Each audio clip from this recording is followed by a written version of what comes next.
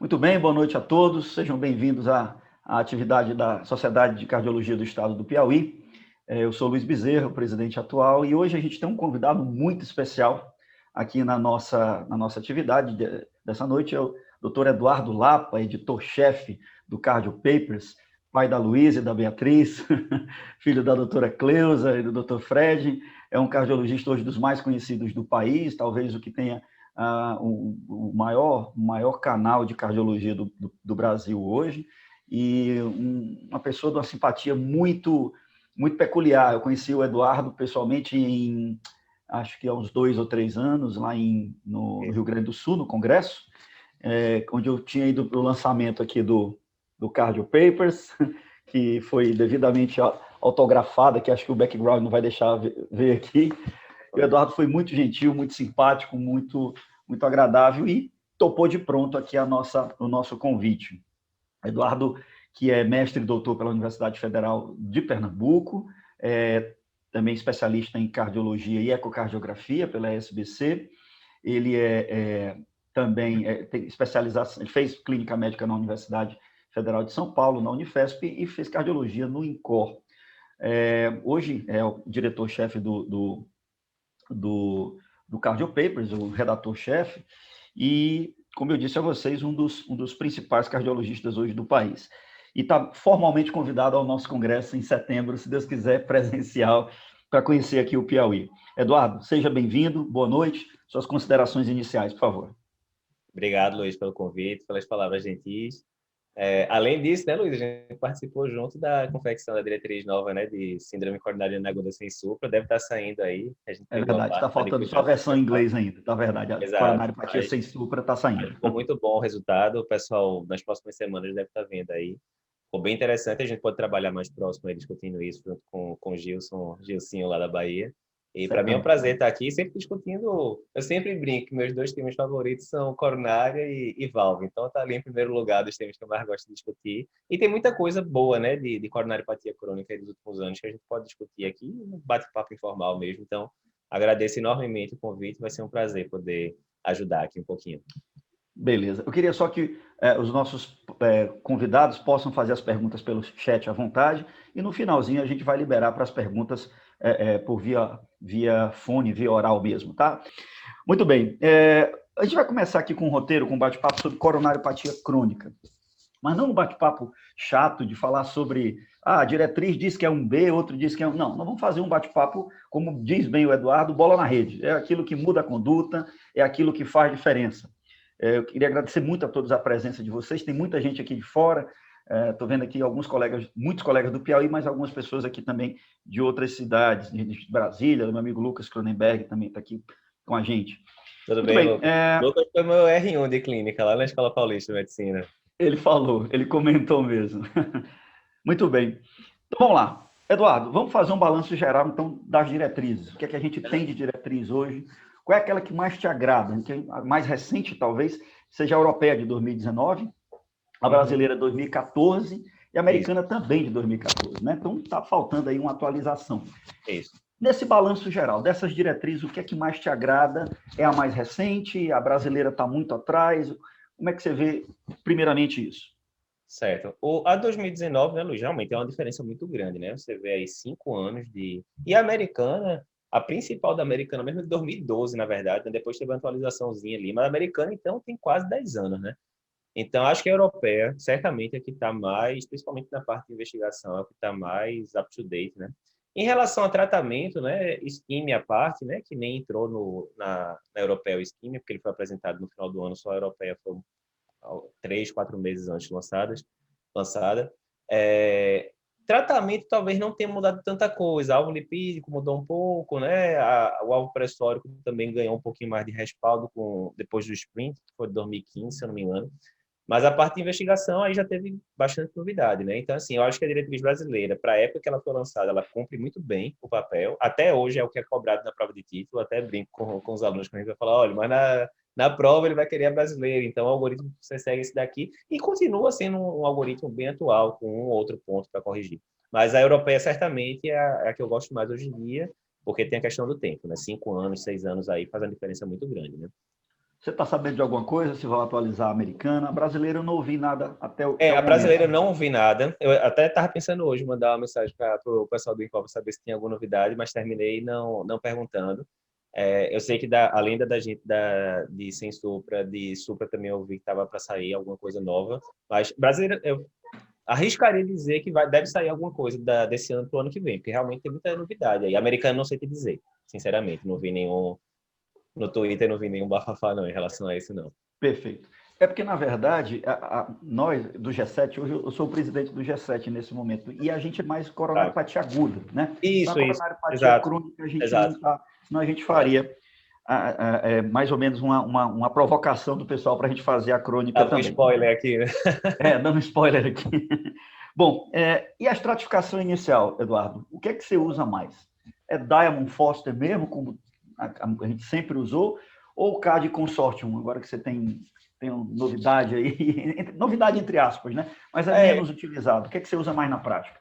Rapaz, Luiz, aí tem um negócio que eu acho que é importante para os residentes, sabe? Outro dia desse me mandaram, eu não me lembro quem faz, foi uma residente minha que tinha sido aqui do HCD Clínica, que fez cardio por Nicole, ela deu um print de uma consulta que eu tinha feito no R1 de cardio, e colocando, até eu fiquei orgulhoso da conduta, que botava lá, era uma discussão grande e tal, e botava, não, o paciente com probabilidade de pré-teste 53%, por causa disso vou pedir isso, vou pedir aquilo, tal, aquela coisa bem acadêmica, né?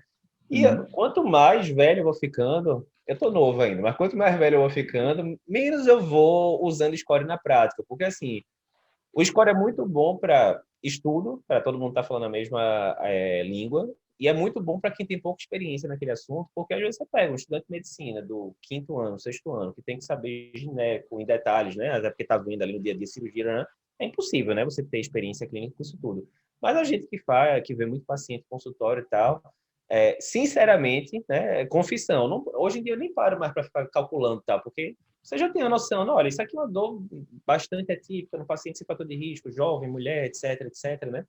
Mas se for, tá discutindo com o residente lá no ambulatório e quer aplicar alguma coisa, eu costumo usar o CAD Consortium, porque realmente tem uma diferençazinha, não é uma coisa gigantesca, tem publicação da gente discutindo, né? Então, quando você vai para a curva ROC, um é 0,75, outro é 0,7, assim, não é diferença absurda de jeito nenhum. Mas o CAD Consortium realmente, o Diamond Foster é da década de 70, né? Ali do CAS, né? Um dos estudos mais conhecidos de cirurgia e tal. O CAD Consortium acho que mostra mais a realidade atual, né? Mas eu acho que o principal realmente é a pessoa que está fazendo consultório ter aquela noção, né? Olha, isso aqui, dividindo em 3 grupos, né? Isso aqui é uma dor que todas as características clínicas sugerem que é coronariopatia. Pode até não ser, pode ser doença microvascular, né? No isquímia mesmo, acho que era um quinto, um quarto dos pacientes, quando via, não tinha lesão obstrutiva, né? Mesmo tendo teste de alto risco, aquela coisa toda e tal. Mas esse aqui, teoricamente, tem tudo para ter coronariopatia, esse aqui tem tudo para não ter, e tem ali o boloiô, o resto, né, que é a maior parte do grupo. Você pode ser que seja, pode ser que não seja, né? Esse é o grande grupo que os testes não invasivos vão fazer diferença, né? Mas se tivesse que escolher a sua R1 de clínica, a sua R1 de cardio, eu iria no CAD Consortium, lembrando que todos esses scores você tem que checar no aplicativo da vida, né? Não vai ficar decorando Beleza. isso, né? Eu falei CAD Consortium aqui, você também, que é o brasileiro, mas tem pessoal que não ouviu CAD Consortium, quem quiser que use com uma forma que queira usar. Isso. Tá. Bom, Eduardo, então você estratificou inicialmente a dor do paciente, e aí você vai começar a tentar estratificar de forma não invasiva inicialmente com algum exame complementar. A minha pergunta, teste ergométrico isolado, embora a europeia não queira, para você, para a tua prática, para o dia a dia, para o nosso Brasil, Nordeste, que a gente está aqui muito, muito vizinho, muito próximo. Teste ergométrico isolado. É bom? Devemos usar? Gosto demais de teste ergométrico. Eu acho que é isso, sabe? Eu acho que eu não posso negar a minha escola, né? Apesar de eu ter me formado no INCOL, mas grande parte dos meus conhecimentos de cardiologia eu devo à minha formação na UFPE. E Dr. Brivaldo, que é o chefe daqui do serviço, é uma pessoa que me ensinou muito. E Dr. Brivaldo vive falando, rapaz, teste ergométrico é bom demais, tal. Óbvio, quando você vai comparar a curácia com o teste ergométrico isolado, com um assentiro da vida, até com o angiotomo, que é um objetivo diferente, mas enfim, a acurácia é bem menor. Mas se você está Brasilzão que a gente tem, né? Isso aí mesmo em São Paulo, quando você está lá enfim, né? Não é o INCOL que vai cobrir São Paulo todo, obviamente. Então você está lá, interior de São Paulo, etc.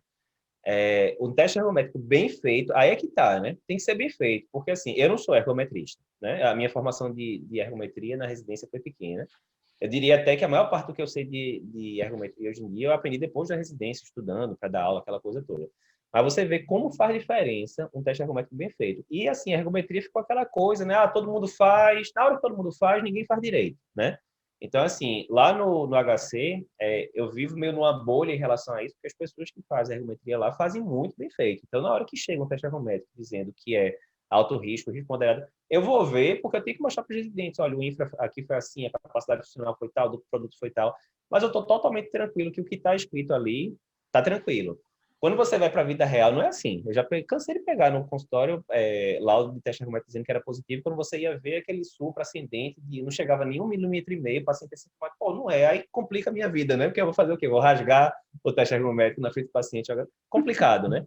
Então, assim, o teste ergométrico bem feito, com eletro bonitinho, né? Sem ter infrabasal, aquela coisa toda. O paciente fez 10, 12, 13 metros de capacidade funcional. Meu amigo, você está muito tranquilo que o prognóstico desse paciente, independentemente de qualquer coisa, é muito bom, né?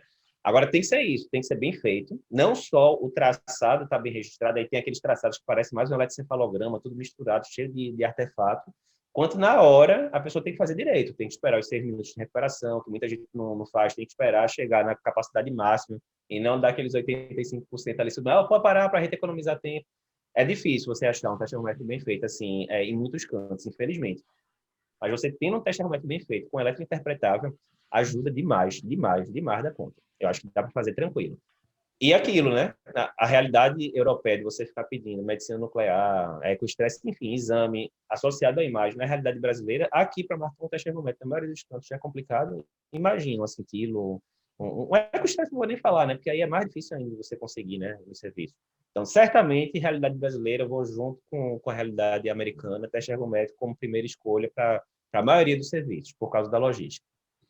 Beleza. Eduardo, você também tem formação em ecocardiografia, assim como eu também fiz ecocardiograma, mas não sei se, como a grande maioria dos ecocardiografistas, nós temos algumas restrições ao eco de estresse. Não sei se você também tem. A gente tem algumas restrições ao eco de estresse em certas situações. Para você, o eco de estresse e a cintilografia são realmente coisas similares na coronariopatia? Ao que Acho que são, parece Luiz. no dia a dia. Os estudos mostram bem isso. Mas aí, mais uma vez, vem aquela história, né? Primeiro, eu acho que os cardiologistas clínicos, de forma geral, eu acho que eles se acostumaram muito, primeiro, de achar que cintila é melhor do que eco. Por quê? Tem um viés de disponibilidade, né? Eu acho que qualquer serviço que você vá no Brasil, qualquer não, né? Seria uma generalização muito grande.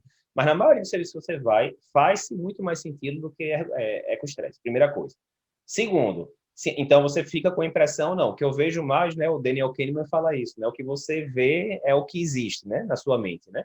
Segundo, a imagem da cintila você consegue interpretar com muita tranquilidade, né? Aquelas imagens lá dos cortes tomográficos e tal. Não como médico nuclear, como o Lucas, mas você vai conseguir entender, né? Se tem um defeito perfusional e tal. O eco, como você geralmente vê a foto, você não sabe. Mesmo que mostrasse em movimento, a gente que é cardiografista sabe que tem muita alteração, que um olho bem treinado, se você botar para um cara que está começando na residência de eco, ele vai deixar passar batido, né? Não estou dizendo de uma cinesia, de uma discinesia. Mas o hipocinesia você deixa passar batido fácil também. Então, isso também não joga muito a favor do ecoestresse, né? Porque meio que no ecoestresse você tem que acreditar no que a pessoa está dizendo. Na cintila, não. Você fala, ó, apagou a parede anterior toda. Você olha lá, não, tá aqui, pô, apagou. Era laranja e aqui tá azul escuro agora, né? Então, dá para você meio que dar uma checada ali, né? Se faz sentido, né? E tem essa questão, lógico, né? Janela do eco, óbvio, tal. E o operador. Óbvio que é operador dependente. Mas, o que todos os estudos grandes mostram, internacionais e nacionais também, que se você faz com operadores bons, com experiência e tal, são informações bastante análogas. Um mais sensível, outro mais específico, tem algumas diferenças, mas a acurácia, de forma geral, é muito parecida. Contudo, na prática, vou dizer aqui em Recife, eu quero pedir um ecoestresse. São pouquíssimos serviços que fazem, pouquíssimos, e os que fazem são segunda-feira à tarde, quarta de manhã no serviço X. Não é aquela coisa tão tranquila, né, de você dizer e falar, olha, vá lá no serviço tal, que você vai conseguir marcar com o doutor fulano, ou doutora fulana, essa semana. Não é assim. Enquanto que cintila é muito mais tranquilo, né, nesse sentido. Beleza. Muito bem, Eduardo. Eu estava falando sobre restrições do eco exatamente por isso, porque além da janela, o operador tem aquela história. Você tem o tethering parietal, tem um monte de coisas que podem influenciar aí as intercorrências que podem acontecer com o paciente, porque o que a gente mais usa é Dobuta mesmo, é o nosso dia a dia mesmo no epistresse. Então, eu tenho essas restrições nesse aspecto, mas, como você bem falou, são realmente exames bem interessantes. Agora, o que é que a angiotomo mudou na tua vida, Eduardo, dos últimos 4, 5 anos para cá? O PROMIS, né, o grande estudo de imagem e tal, o que é que isso mudou na tua vida na angiotomo? Qual é o teu paciente hoje que você mais pede angiotomo? Luiz, o meu clássico é isso. Eu peço angiotomo assim, nesse primeiro. Pois eu peço em vários cenários, na verdade, viu? Cenário que eu gosto, por exemplo, eu não vou nem tanto em DAC crônica agora. Exemplo, paciente com IC com fracionação reduzida. Então, eu sempre discuto isso com os residentes. Qual é o método de imagem escolher e tal? Óbvio, se o paciente tem IC, fracionação reduzida, e tem angina típica, ninguém vai discutir, vai direto para cá e vamos embora. Mas aí fica aquela eterna dúvida. O cara tem uma fracionação de 33%, bebia um pouco, mas não muito, mas também hipertenso, dislipidêmico, pode ser uma coronariopatia, mas não tem angina e tal. E aí pede acintilo, pede angiotomo. Cada vez mais, a minha linha pessoal é de saber anatomia. Então, se eu acho que a anatomia vai vir alterada, eu mando para cá direto esses pacientes. Se eu acho que vai vir normal, eu peço um angiotomo. Por que isso? Veio negativa, não tem lesão coronariana, está descartado, né? A possibilidade de dar, não descarta completamente cardiopatia isquêmica, que o paciente poderia ter tido já um infarto no passado, quem recanalizou, tá? É menos provável, né? E se esse paciente daqui a um mês chegar com isso descompensado no pronto-socorro, a troponina aumentar 5, 6 vezes, aí fica aquele negócio, agudizou, não agudizou? Não, pô, tem um angiotomo de um mês atrás que era normal, a não ser que tenha embolizado aí por causa do FA, enfim, não deve ser coronariopatia, resumindo, né? Então deve ser só ser descompensada, segue o jogo. Enquanto que eu já cansei de contar, às vezes, que você fazia, sei lá, um acintilo, aí vinha uma incoptação discreta com 2% ali de transitoriedade, aí você, será que é artefato, será que não é tal? Depois de um mês, o cara chega descompensado no pronto-socorro, sobe a troponina, rapaz, e agora? Eu não sei. Eu não sei se o cara tem coronariopatia, não sei se não tem. Vamos para CAT, mas agora piorou a função renal. Aí fica aquela confusão, sabe? Então, eu gosto muito de método anatômico nesse sentido. No contexto de DAC crônica, o que acontece? Hoje em dia, majoritariamente, eu atuo lá no HC, né? Então, lá no HC, a gente faz muito isso, a estratégia americana. Pede um teste ergométrico inicial e reavalia o paciente. Então, muitas vezes, é aquele negócio, o paciente fez dor torácica no ergométrico, mas não alterou o eletro. Pô, e agora? Será uma pessoa razoavelmente experiente, disse que a pessoa fez dor, mas também não foi aquela dor, né, que teve que parar o teste, que seria uma coisa de alto risco. E aí, o paciente tem ou não tem coronariopatia, vamos mandar para o CAT direto, não estou em dúvida, tem uma chance razoável desse CAT vir normal, angiotomo interessante. Ou então aqueles casos também, já aconteceu antes, né, paciente aí vem o paciente todo mexido já, né, ele já passou por outros médicos e tal, e aí o paciente chega, uma dor que estava convencendo razoavelmente, fez o teste ergométrico e veio com aquele infra ascendente, meu limítrofe, tá? Alguém pediu um acintilo veio normal, mas o paciente vem para mim, rapaz, já estou com a pulga atrás da orelha, essa dor aqui para mim está me convencendo, eu não estou tranquilo de dizer que não tem nada não, tal. Aí faz angiotomo, e aquele negócio, angiotomo, tem um paciente idêntico assim no HC, basicamente esse mesmo caso que eu disse aí agora, aí fez um angiotomo, tinha uma CD fechada distal, pronto, eu sei que a coronariopatia, né, é epicárdica, e eu sei que eu não vou mexer, eu otimizei o beta-bloqueador do paciente, o paciente está sintomático, eu sei que não tem tronco, eu sei que não tem DA proximal, eu sei que não tem nada crítico, é uma CD fechada distal, segue o jogo, tratamento clínico otimizado, o paciente está lá, bom, direitinho, e eu tenho certeza que tem coronariopatia na jogada, não tenho dúvida que tem que ser meta-DLDL lá embaixo, meta-depressão direitinho, aspirina, enfim, né? Então tem vários contextos, eu acho, que dá para usar, sabe? Mas aí fica aquela eterna discussão, né? O PROMIS mostrou resultados similares, o Scott Hart, que é muito discutível a questão da metodologia, o João Mandrola, que é um cara que eu gosto muito do podcast, já foi lá, inclusive, falar com os pesquisadores, disse que o pessoal era muito gentil, tá? Mas ele questiona muito aquela diferença de desfecho, né? Baseado numa... Enfim, tem várias questões metodológicas, mas eu acho que a Angiotomo chegou para ficar, né? Mais uma alternativa das várias que a gente tem. Eu acho que a tendência, eu imagino que daqui a 10 anos a gente vai estar pedindo mais Angiotomo bem indicado. Eu não estou dizendo aquelas Angiotomas, às vezes, que o pessoal faz,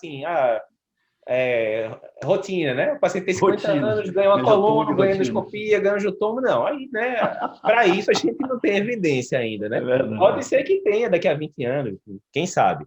Mas para isso a gente não tem evidência. Mas para a investigação doutorácica, eu imagino as pessoas pedindo mais angiotomo daqui a 5, 10 anos do que pedem hoje em dia, sabe? Uma realidade que eu tenho percebido assim, nos grandes serviços, eu tenho ouvido falar, um colega do Círio veio aqui há algum tempo falar sobre triplo descarte nas urgências. Eles têm feito uma injeção de contraste só em dispneia, em dor torácica, para descartar embolia, aorta e coronária. Então, eles têm utilizado muito a angiotomografia nesse cenário de urgência. Eu acho que é uma coisa que deve vir para ficar quando, obviamente, for custo efetivo, lógico, porque a gente não pode... O que o pessoal fala do triple rollout, Luiz, é que parece que na hora que você faz os 3 protocolos num só, você não fica com uma qualidade tão boa individualmente quanto se tivesse feito isoladamente, sabe?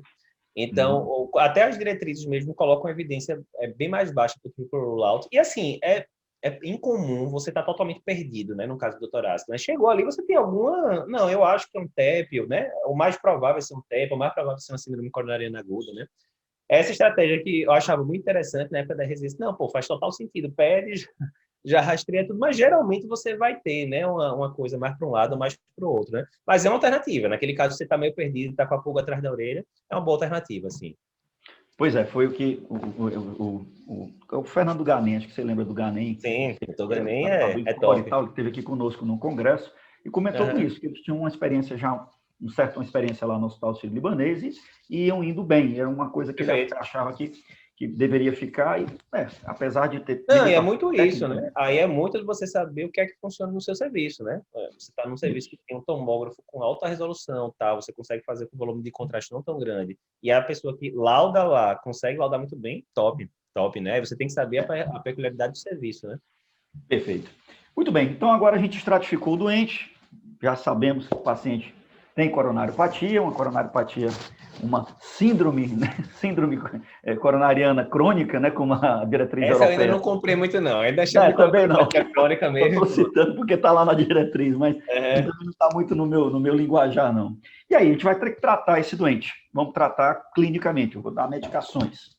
Obviamente que a gente está falando de medicações que reduzem mortalidade, mas, quer ou não, a gente tem que lançar a mão de muitas medicações sintomáticas, às vezes. Certamente. E aí? E a rotina, o teu dia a dia?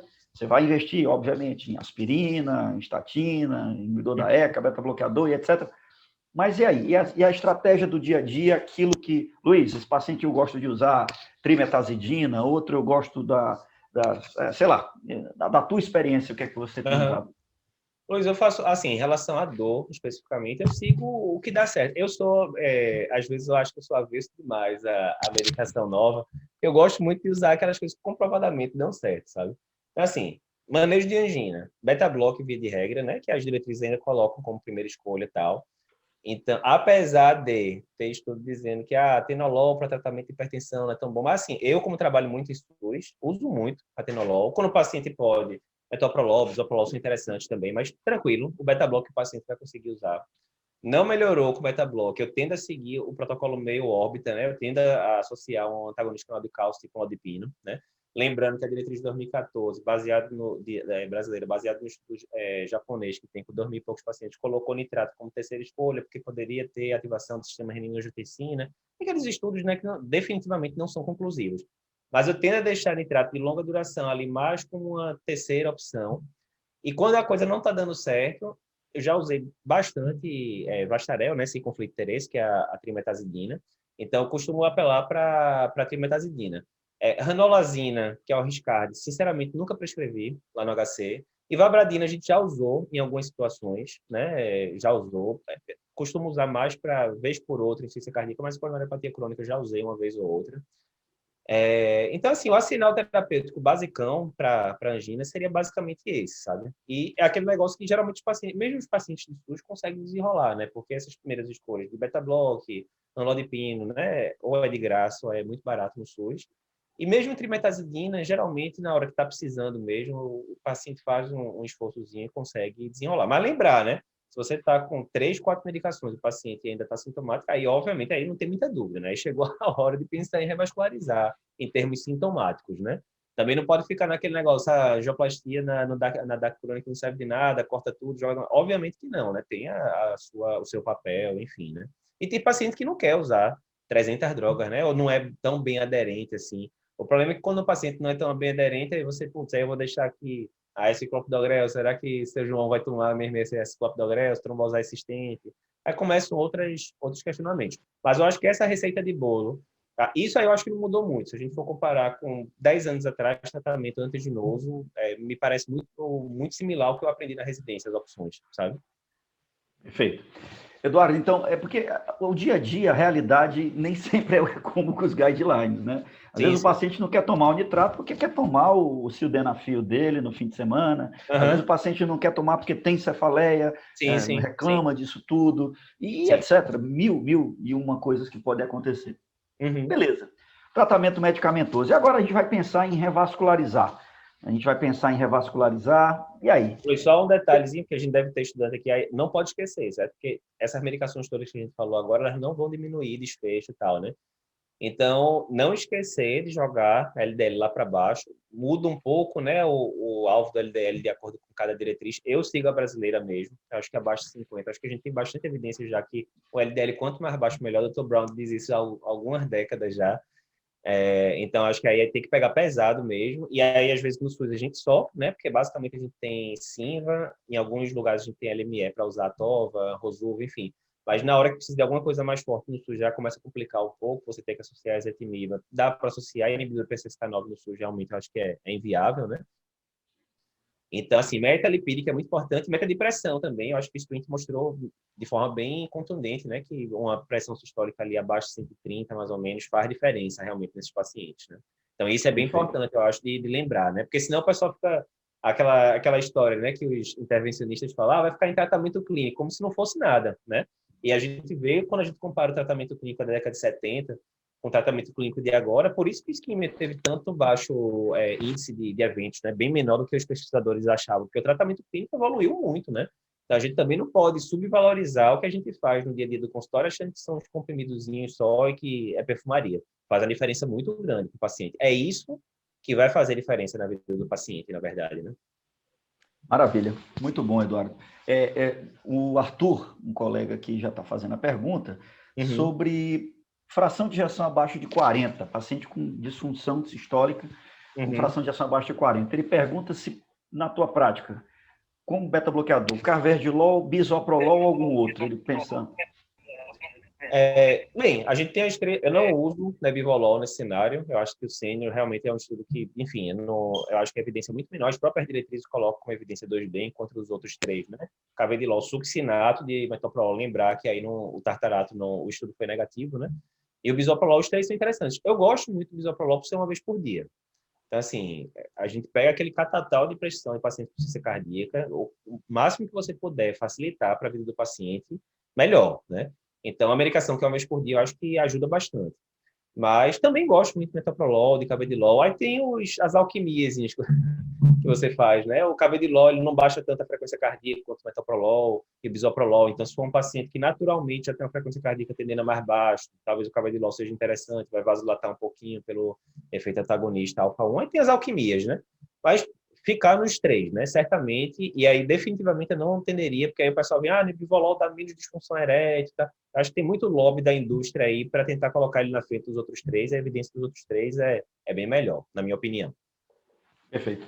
Eduardo, nós estamos chegando a 30 minutos já da nossa. Passou rápido, você vê que não passou É, extremamente rápido, né? A palestra está boa. Eduardo, agora me diz o seguinte: vamos revascularizar esse paciente. Eu vou tocar em dois pontos aqui: viabilidade e FFR. E como é que é o teu dia a dia com isso? Como é que perfeito. passa, como é que você trabalha com isso no teu dia a dia? Tá. Viabilidade. Apesar dos. Só lembrando, né? Mas para quem é estudante, o paciente está lá com fração de ejeção baixa, geralmente abaixo de 35%, cinesia difusa, algumas regiões com cinesia, você não sabe se aquilo ali está vivo, se é o miocárdio hibernado, se tem muita fibrose na jogada, será que vale a pena revascularizar ou não? Se eu revascularizar músculo morto, teoricamente não vai adiantar de nada. É daí que vem o conceito de viabilidade, né? Na época da residência era aquela coisa meio indiscutível, apesar de existirem só estudos observacionais sobre o tema.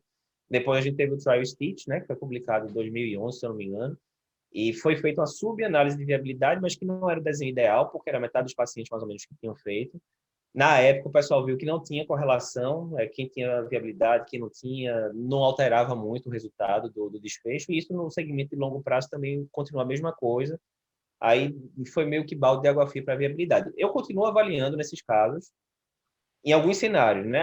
Eu tenho. Primeiro, se o paciente está com. A gente que é cardiografista, você vê lá, o paciente passando a injeção de 35%, 40%, mas claramente tudo bate, não tem nada parado.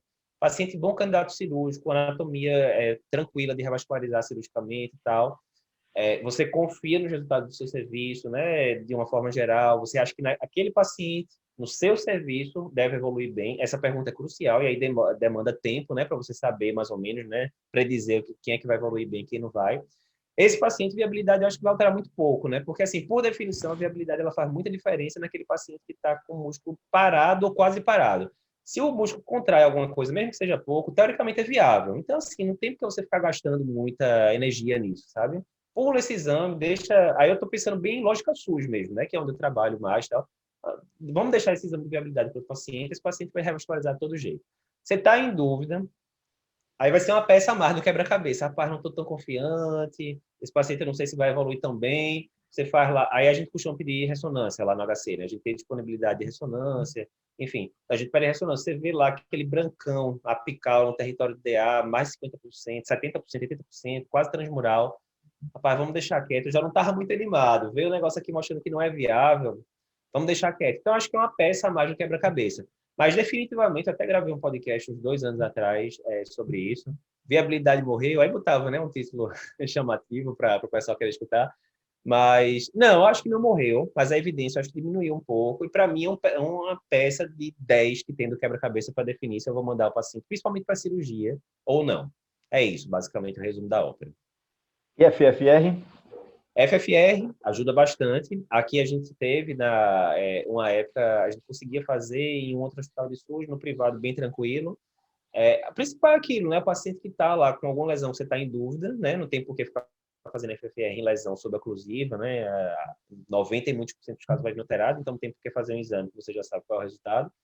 Mas tá lá com aquela lesão intermediária, você não tem um método de isquemia antes, né? Ou então fez um ergométrico que mostrou que isquemia não localiza a lesão. Aí você chega lá na hora, tem uma DA aqui de 70%, tem uma CD ali de 60, 70%, eu não sei se está vindo aqui, não sei se é doença microvascular, estou em dúvida e tal. Então, a FFR eu acho que ajuda. Lembrando que provavelmente o grande benefício da FFR não é nem indicar tratar, é dizer que não precisa tratar, né? Porque o Defer mostrou lá, muitos anos atrás, que FFR acima de 0,8, você até complicava mais a vida do paciente se ficar cutucando muito. Porque tem...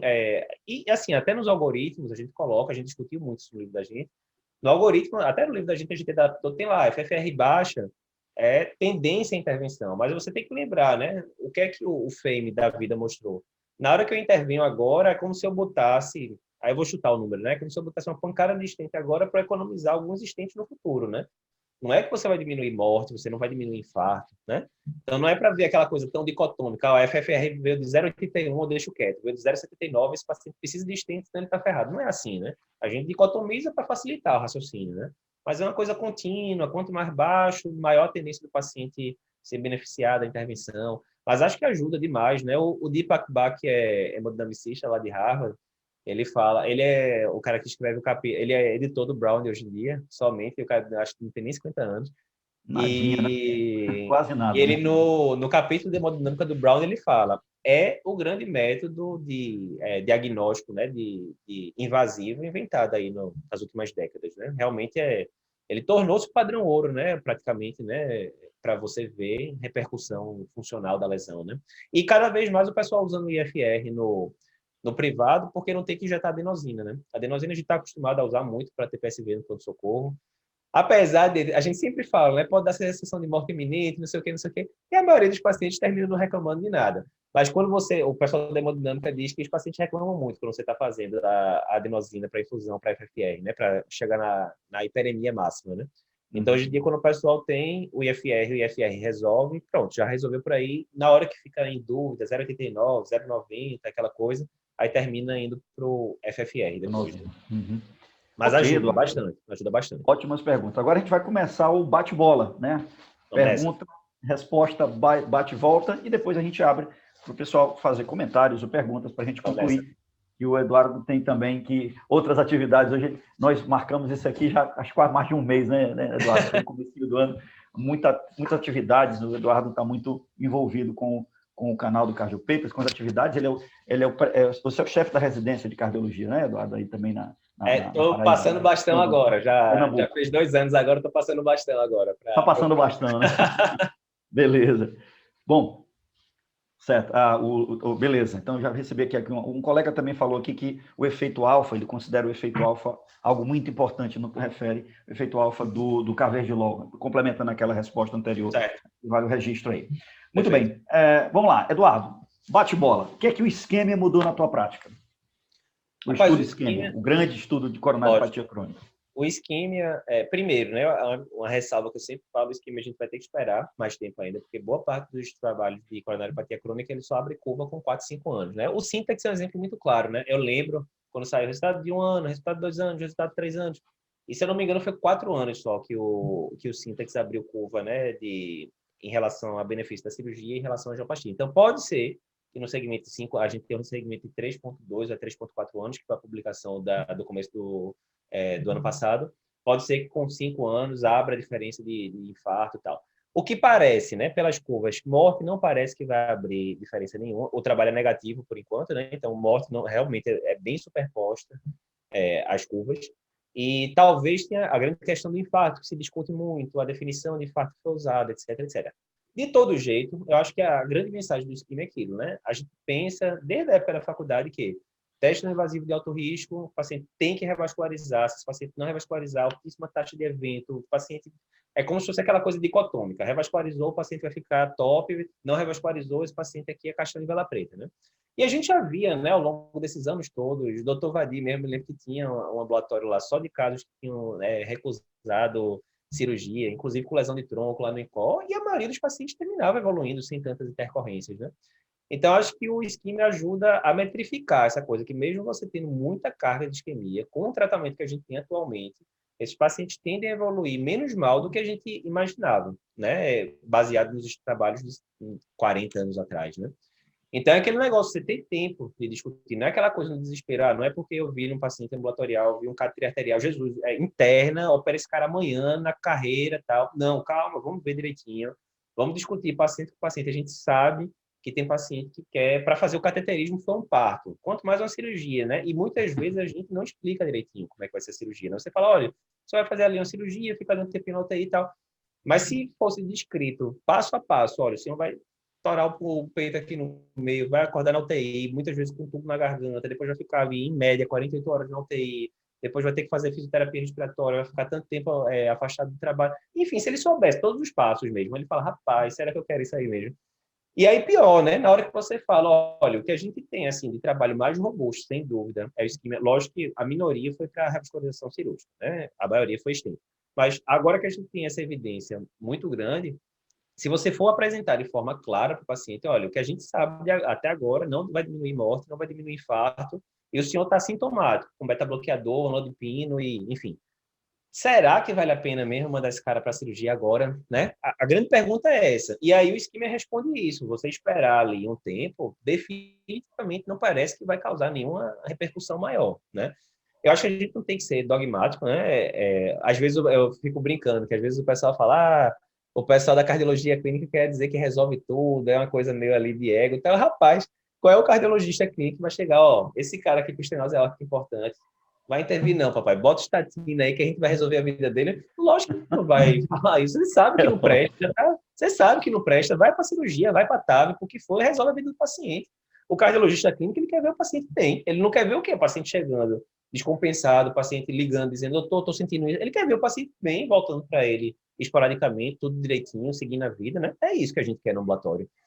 Então, eu acho que vai ter muito pano para manga. Eu brinquei quando eu cobri o esquema inicialmente, certeza que a gente vai estar em 2030 no Congresso, se existir mundo ainda, se não acontecer o apocalipse zumbi depois do coronavírus. Se a gente tiver vivo, a gente vai estar discutindo, olha, os resultados de 10 anos do esquema mostraram isso, não sei o quê, não sei o quê. Então, tem muito pano para manga. Eu também fico muito preocupado quando eu vejo o pessoal querendo martelar um estudo de cara. Olha, o resultado é esse, não muda nada na minha prática, ao contrário, não muda tudo. Calma, pô, vamos digerir na informação, tem muita coisa para digerir ainda. Mas, certamente, eu acho que ele adiciona muito conhecimento para a gente entender melhor coronariopatia crônica à luz do conhecimento da década de 2020, né? E não da década de 1970, né?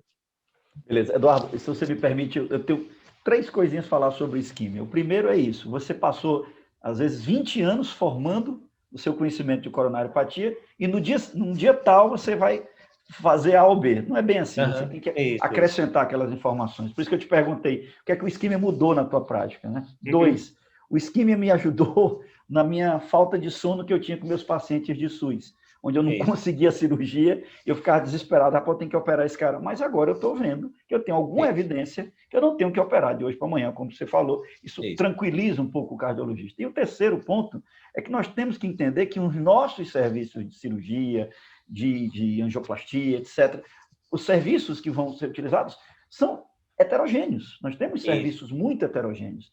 Tem serviços que não sabe, por exemplo, a mortalidade. Qual é a mortalidade da cirurgia aqui? Tem serviço que não sabe. Tem serviço que tem muito bem catalogado. E aquele que não sabe, você vai comparar com o quê?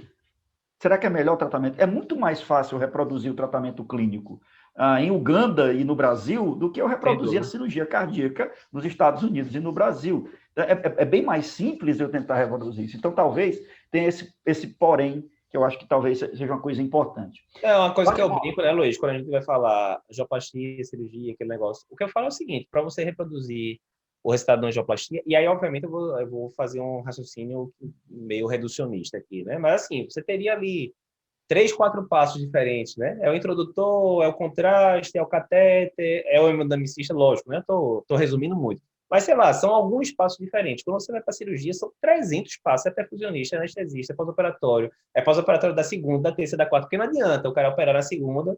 Na segunda-feira tem uma equipe top de pós-operatório. Terça-feira, muito bom. E terça-feira à noite é uma pessoa que não tem experiência, que está dando o primeiro plantão ali, a coisa diz... É muito complicado, é uma cadeia muito longa e é aquela velha história, né? Se tiver qualquer elo fraco na cadeia, o resultado final pode ficar ruim, né? Pode ter sido muito bem operado, o pré-operatório muito bem feito, e aí num dia que fez alguma coisa errada no pós-operatório, desandou tudo, né? Então é complicado. Maravilha. Perfeito, Eduardo. A Patrícia, a doutora Patrícia Parente, uma colega nossa aqui do Piauí, muito assídua aqui nas nossas, fez uma excelente pergunta. E, Patrícia, eu vou deixar sua pergunta para o finalzinho, porque a última parte do bate-bola é parte dessa pergunta, mas eu vou reproduzir a sua pergunta. Essa eu sabia que ia vir, já estou lendo aqui. Muito boa a pergunta. Sabia, né? Essa pergunta é muito boa. Muito bem. Vamos lá. Pergunta: diabético com DAC. SGLT2 é a tua escolha, martelo batido, prego virado, né? Ponta virada, como é que chama? Martelo batido, ponta virada. Novos antidiabéticos, eu já escutei tantas aulas de Patrícia, que é minha esposa, que é endócrino, que eu já me sinto à vontade aqui de comentar, né? Apesar de, principalmente no consultório particular, ela me ajudar com esses pacientes todos. Eu acho que ainda, apesar de ser uma medicação muito tranquila de aplicar, os agonistas de receptor de GLP-1, o fato de ser injetável e tá para chegar, não sei se chegou já, vou até perguntar a ela, tava para chegar a semaglutida VO, né? Já tem nos Estados Unidos, mas o fato de ser injetável, eu acho que afasta muito do cardiologista, né? Enquanto que os inibidores de SGLT2, e principalmente agora que a gente já tem uns 2 anos já que eu digo que ia ter que saber todo mundo, depois que chegou o da PGF, o Emperor, né? Não tem mais desculpa, né? Todo cardiologista que faz consultório tem que saber manipular SGLT2 por causa da IC. Então, aproveita que vai ter que saber por causa da IC e já trata o diabetes também, como a gente já passava a metformina dos pacientes e por aí vai. Então, eu acho que o SGLT2 tende a ser bem interessante nesse contexto.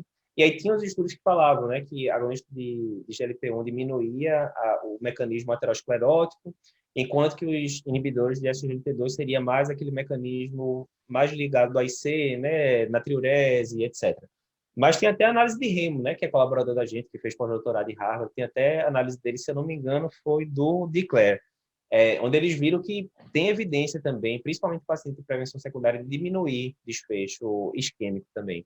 Então, certamente, as diretrizes colocam como nível de evidência similar, né? Os dois. Acho que definitivamente o SGLT2, pela questão de ser via oral e da gente já estar usando para paciente conhecer, ser muito mais tranquilo de usar. E aí, adiantando uma possível dúvida, não acho que tem muita diferença entre os 3 tipos que a gente tem aqui. Tem outros tipos chegando, ertroglifosina e tal. Mas entre cana, DAPA e EMPA, eu acho que é bem tranquilo. Acho que não tem muita diferença, não. Perfeito. Maravilha, Eduardo. Lesão de tronco, paciente triarterial, DA proximal e com disfunção, né? Ou seja, esses quatro cenários. Você ainda é tradicionalista em relação à cirurgia? Cirurgia é o melhor caminho no geral? Ou onde é que você muda esse caminho aí? O que é que o Syntax, o Freedom e o Stitch mudam no teu pensamento? O Syntax, né, apesar apesar de ter um tempo já da publicação dele, mas eu acho que está em todas as diretrizes o Syntax Score para guiar a gente em relação a se vai escolher tratamento percutâneo ou cirúrgico, né? O cirúrgico sendo superior em situações de síntese mais elevado, mas sempre lembrando da realidade do seu serviço, aquilo que a gente já falou, né? Então, assim, você tem que saber porque é aquele negócio, você está num serviço que a mortalidade cirúrgica, em vez de ser 1%, é 5%, é uma diferença? Não, é muita diferença. É muita diferença. Perdeu, né? Se era 1% e está sendo 5%, e, obviamente, isso aí você tem que ver a característica do paciente. Os pacientes que a gente pega aqui, principalmente no SUS, não são os pacientes que entraram nos trials internacionais, enfim. Mas talvez você tenha perdido aquela vantagem. Então, sempre individualizar, né? O síntese é um ponto a mais. Quanto maior o síntese, mais complexa a anatomia, mais a cirurgia tende a ser mais benéfica do que a estratégia percutânea, mas sempre individualizando. Mas eu acho que o síntese está aí nas diretrizes todas, foi um negócio que mudou muito, muito conduta em relação a isso. Depois do síntese era o Freedom, né? Freedom. Perfeito. Então, o Freedom, acho que também é uma evidência muito boa. É aquele negócio, você tem no paciente diabético, as diretrizes colocam isso, inclusive, mesmo que seja um paciente com síntese baixo, sendo diabético, a sua tendência vai ser, sim, fazer a intervenção cirúrgica, né? Baseada nele, porque era um trial basicamente para pacientes diabéticos e tal. Então, eu acho que também muda a conduta. Mais uma vez, se você está num serviço, você está confiante nos resultados da cirurgia, não é do cirurgião, é do serviço, porque, como a gente falou, tem pré-operatório, intraoperatório, pós-operatório, Perfeito. o processo como um todo. E aí, a tendência, sim, isso também cai em prova, né? Mesmo que o paciente tenha um síntese abaixo de 23, triarterial, diabético, a tendência, se você está colocando fé no resultado cirúrgico da sua equipe, seria ir para a cirurgia. Também eu acho que é um trial que, mesmo tendo muitos anos de publicado, eu acho que continua influenciando bastante, né? E o Stitch, provavelmente, desses três é o que eu vejo com mais ressalva, né? Porque o Stitch, lembrando, era um paciente arteriais com disfunção abaixo de 35%, randomizado para tratamento clínico padrão, ou tratamento clínico mais revascularização cirúrgica, não entrava angioplastia na jogada. O resultado de 5 anos não teve diferença, o resultado de 10 anos que mostrou uma diferença, né, com o NNT bom, inclusive, eu acho que era 8 pacientes que tem que tratar para reduzir um evento. O problema, o grande problema, é que é 3,6%, se eu não me engano, de mortalidade perioperatória. E, assim, eu desconheço o serviço no Brasil que consiga fazer uma mortalidade desse tipo. Não é questão de ficar reproduzindo trabalho idêntico, porque, mais uma vez, os pacientes talvez não sejam o mesmo perfil, né, que do Stitch e assim por diante. Mas eu já ouvi falar de muito serviço bom, grande, que tem mortalidade de 15%, por exemplo, perioperatório em pacientes parecidos com esse. Então, assim, mesmo que fosse 10%, basicamente você perderia todo o benefício que demorou 10 anos para chegar, já no primeiro mês, né? Aí tem as questões, o Stitch também que você ia, tinha uma quantidade de CDI, prevenção primária razoável, né? Então, o tratamento clínico que a gente coloca também não é um tratamento clínico igual ao do Stitch, né? Enfim, tem várias ressalvas, mas definitivamente aí está um cenário, e principalmente a gente tem que lembrar que do Stitch para cá a gente já tem novidades, né? Como entresto, se conflito de interesse, dapaglifosina, enfim. Então, o tratamento clínico, hoje em dia, é ainda melhor do que era na década de 2000, né? Porque eu trabalho de 2011, então a randomização deve ter sido 2007, alguma coisa assim para frente. Então, o tratamento de C mudou muito o clínico de lá para cá, né? Então, esse eu vejo com a ressalva tripla, assim. Para eu mandar um paciente nesse cenário para cirurgia, tem que estar muito, muito, muito convencido que a chance de dar certo é grande, sabe? Perfeito. Eduardo, só para uma ideia. Se eu não me engano, acho que foi AVC também, um desfecho que na cirurgia foi bem maior do que o tratamento clínico por motivos óbvios. E AVC Sim. é um tipo de complicação que você... Tem um colega nosso aqui, o Antenor, que diz o AVC não é a morte, mas é pior do que a morte, ele fala isso. E eu tenho que concordar, porque uma lesão cerebral grave, eu trabalho com muito paciente de reabilitação, no centro de reabilitação aqui do Piauí, eu sou cardiologista de lá, cara, e assim, são tragédias que a gente assiste em relação ao AVC. Então, é aquilo que você falou, tem que pesar muito bem o benefício, porque talvez esse grande benefício que se surja em 10 anos some todo numa intercorrência como essa. De AVC eu falo muito isso, sabe, Luiz? Que às vezes a gente começa a desensibilizar com isso. A gente vê tanto caso grave no hospital universitário, tanta bronca, que aí você fala, é mais um AVC, dos vários que eu já vi na vida, né? Enfim. Mas eu sempre digo isso para os residentes. Imagine que é seu pai está entrando na cirurgia com 70 anos, bem, estava tomando um vinho com você ontem no jantar tal, e ele vai sair pléstico da cirurgia e basicamente acabou a vida dele, acabou a vida da sua mãe, que vai cuidar dele agora pelo resto da vida. Enfim, então, eu acho que isso traz para um contexto mais humanizado, ou a consequência de um AVC em pós-operatório de cirurgia cardíaca. Eu sempre falo, AVC, óbvio que é o medo principal, e quem já pegou mediastinite, infecção de externo pós-operatório, sabe que também é uma coisa catastrófica, catastrófica. Então, quanto mais eu vejo cirurgia cardíaca, mais parcimônia eu tenho para indicar. Então, assim, Perfeito. não estou dizendo que não é para indicar, mas você Exato. tem que ter muito respaldo. Se deu complicação, você fala, olha, eu estou totalmente tranquilo que esse era o melhor caminho para o pai da senhora, para o marido da senhora. Aconteceu, pode acontecer, mas eu estou totalmente tranquilo que a decisão, se eu tivesse que tomar 10 vezes de novo, seria essa. Eu acho que é um raciocínio que eu tento me nortear, sabe? Perfeito. A última pergunta, doutora Patrícia, é estente farmacológico e uma palavra sobre dupla antiagregação. Ela fala aqui também, a doutora Patrícia, sobre extensão da dupla antiagregação por 30 meses e se o uso do Rivaroxaban, naqueles estudos relacionados àquela dose mais baixa, de 2,5, e se na tua prática, o que é que você usa isso? Então, uma palavra sobre dupla antiagregação com estente farmacológico, quanto tempo que você deixa nesses estentes mais modernos, quando que você estende, se em alguma situação, se Rivaroxaban é da tua rotina também. E mais um detalhe aqui que a doutora Patrícia perguntou sobre o GLP-1, os anagólicos de GLP-1, se são mais favoráveis do ponto de vista renal.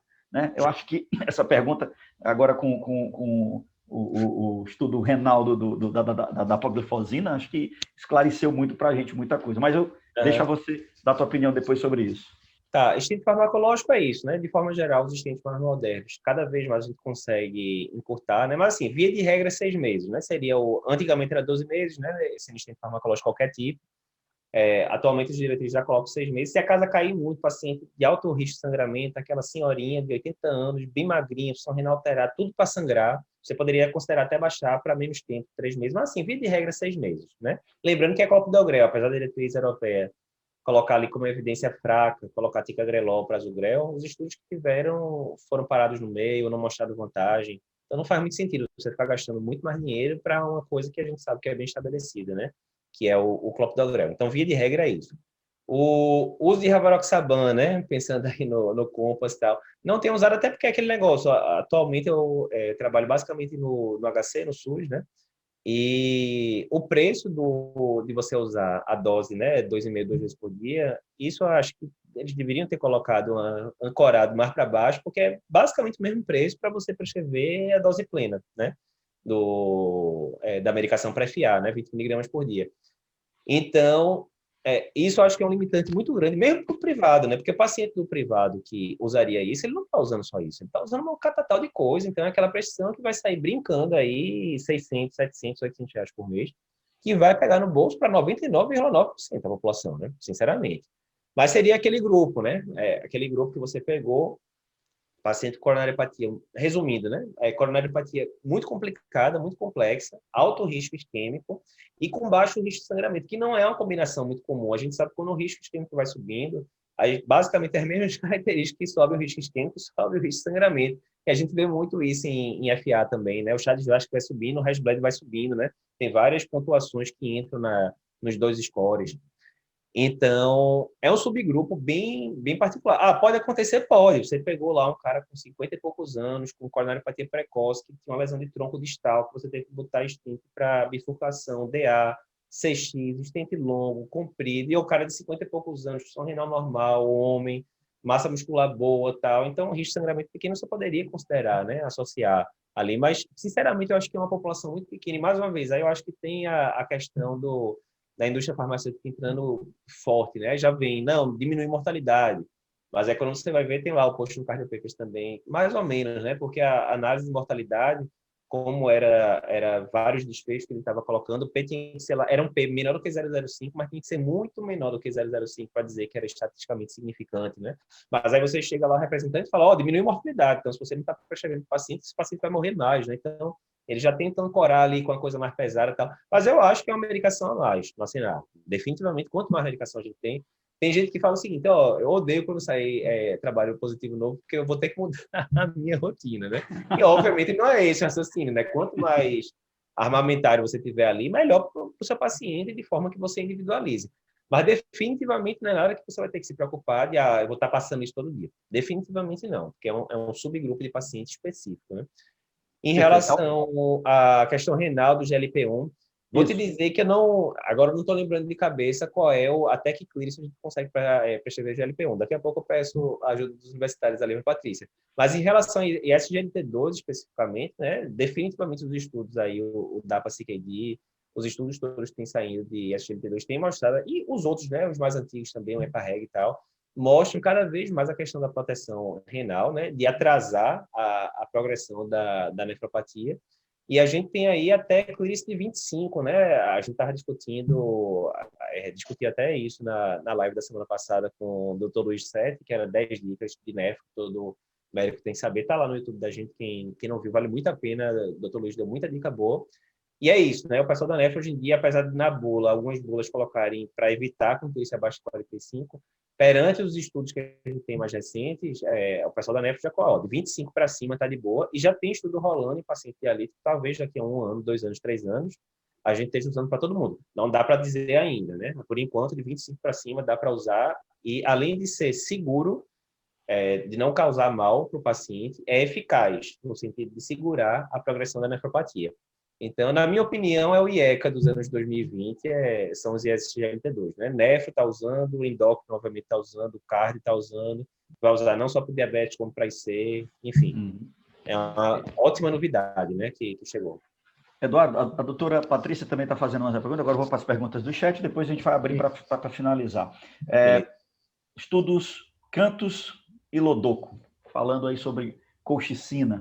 Você acha que a gente está com uma boa droga, aumentou pneumonia, aumentou mortalidade por outras causas, mas estão usando até para Covid agora. E aí, o que você acha? A colchicina vem com força para a coronariopatia?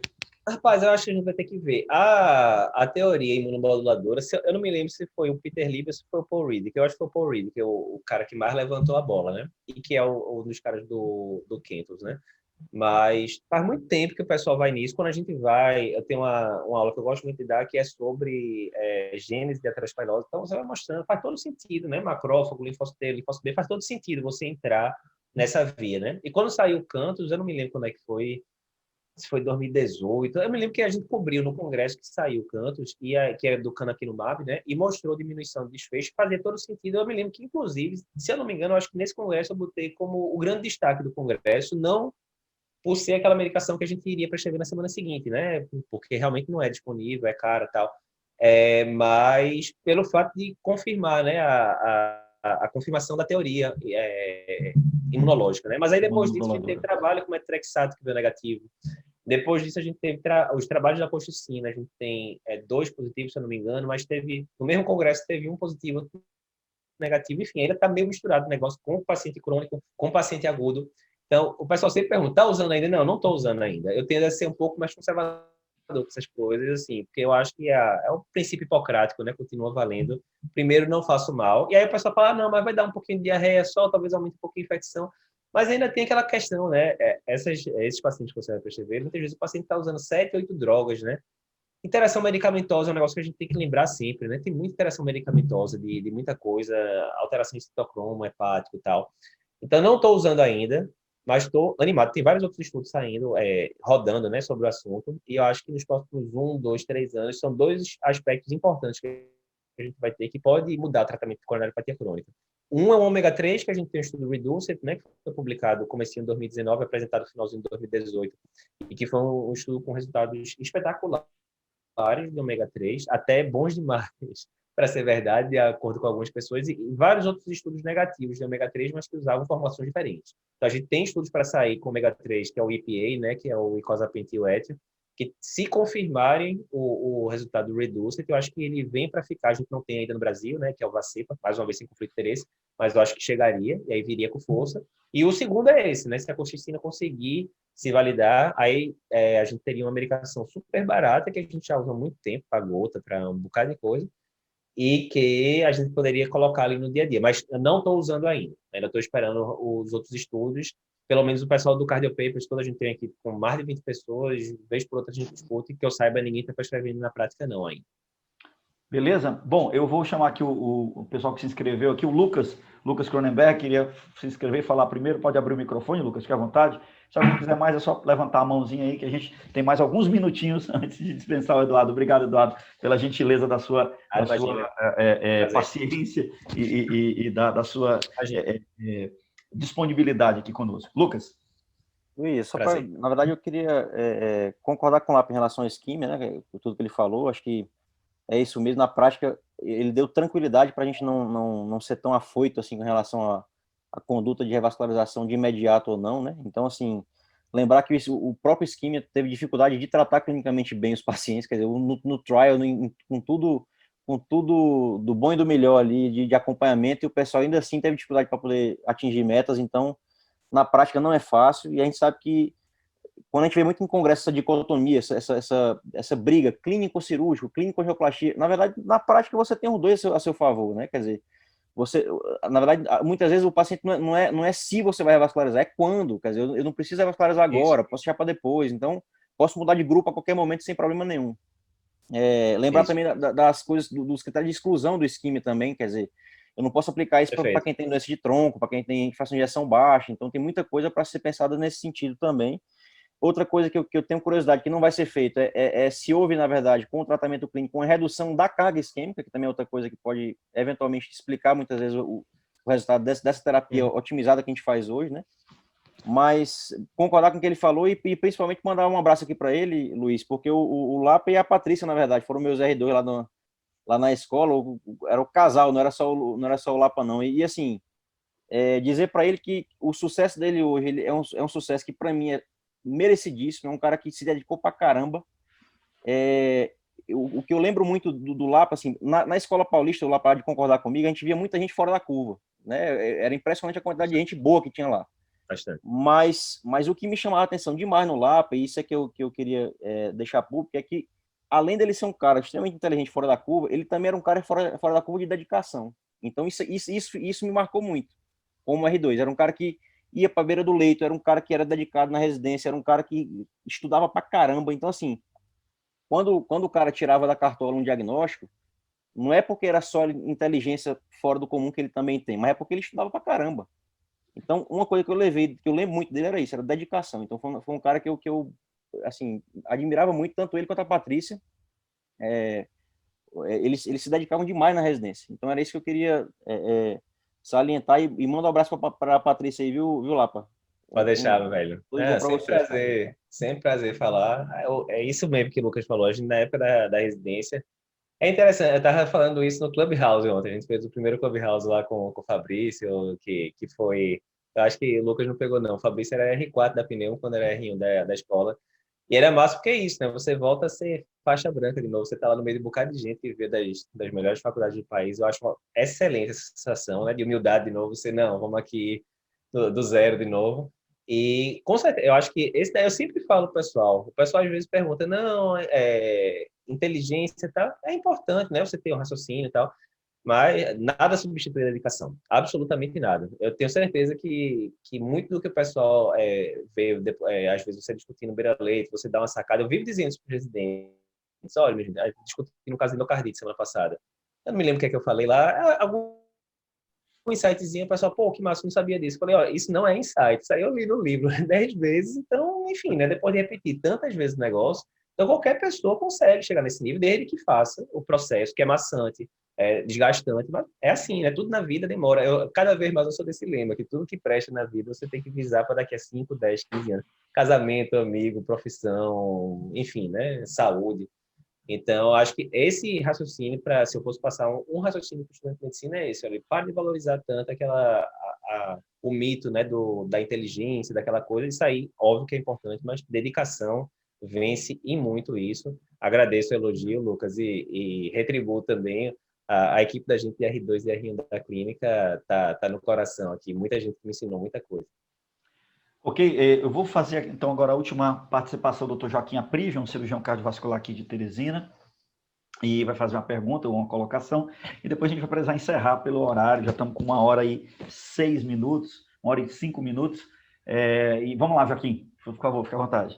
Eu só queria parabenizar pela discussão, dizer que eu sou fã de Eduardo, principalmente pela didática que ele tem. Tá ali o livrinho do Cardio Papers, que de vez em quando serve para minhas dúvidas.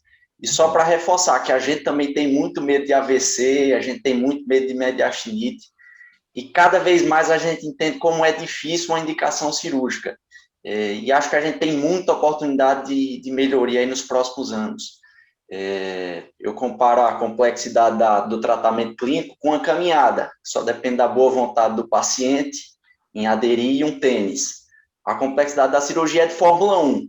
Você pode ser um bom piloto, mas o mecânico na troca de um pneu pode fazer toda a diferença, ou pode chover no meio da corrida e você rodar o carro. Então é sempre difícil indicar uma cirurgia.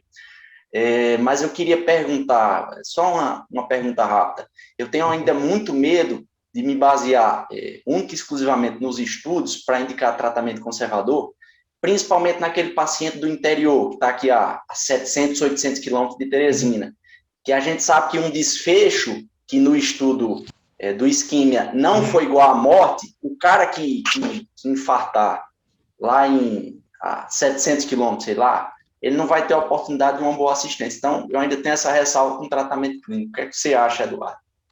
Eu acho que é uma boa pergunta. Obrigado, Joaquim, pelo elogio.